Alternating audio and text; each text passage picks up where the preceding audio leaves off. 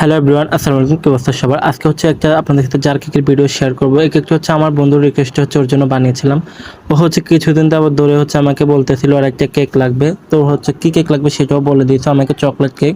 আমার কাছে যেহেতু চকলেট কেক বানানোর কোনো কিছু ছিল না, আমি ওকে বলে দিয়েছিলাম তুই যদি ভ্যানিলা কেক নিস তাহলে আমি তোকে বানিয়ে দিতে পারবো। চকলেটটা যেহেতু আমার কাছে কোনো কিছু নাই, আমি এখন বানিয়ে দিতে পারবো না। তারপর আমাকে বললো তোর যখন হচ্ছে কোনো কেকের অর্ডার আসবে তখন হচ্ছে আমাকে কেকটা বানিয়ে দিস।